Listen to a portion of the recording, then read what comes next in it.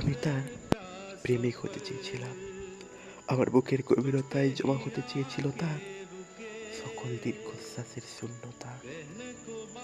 আমি তার আকাশ হতে চেয়েছিলাম, যেখানে প্রতিটি তারা তার চোখের জল হয়ে রাতভর ঝরে পড়বে, মেঘেরা তার চুলে জড়িয়ে থাকবে আলতো করে। কিন্তু আমি প্রেমিক হতে পারিনি। আমি হতে পারিনি সেই আকাশ যার নিচে সে নিশ্চিন্তে বিশ্রাম নেবে, তার সমস্ত দুঃখ বৃষ্টিতে ধুয়ে যাবে।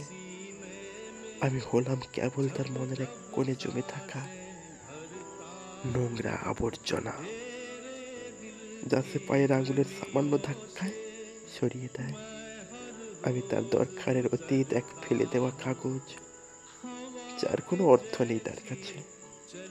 আমি তাকে একবার বলেছিলাম, তোমার চোখে দেখি আমার শৈশবের নদী, তোমার হাসিতে খুঁজে পাই আমার এক হারানো সময়, তোমার দুঃখে খুঁজে পাই আমার আত্মার চিহ্ন।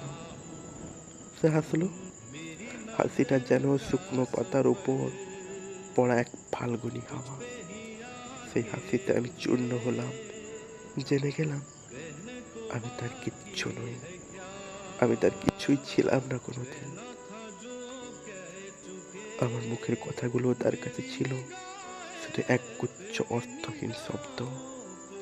আমার স্বপ্নগুলো, আমার ভালোবাসা তার কাছে ছিল এক অস্বস্তিকর বোঝা।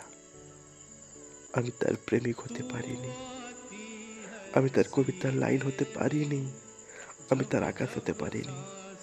আমি হলাম তার ভেতরের সেই অন্ধকার কুঠুরির ধুলি, যেখানে সে নিজের দুঃখ আর জমা রাখে না।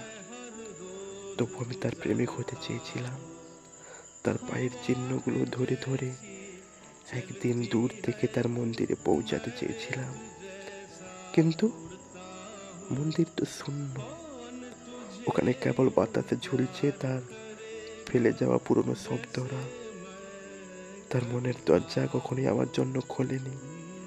আমি তবু দাঁড়িয়ে আছি অপেক্ষায়, এক অবাস্তব স্বপ্নের কাছে।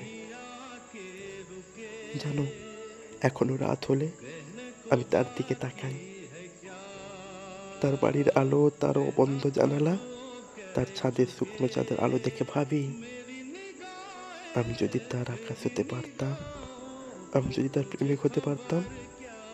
কিন্তু এখন আমি তার ফেলে দেওয়া জঞ্জাল, আমি এখন তার চেতনার বিস্মৃত এক ঝাপসা দাগ। जब जब सांसें भरता हूँ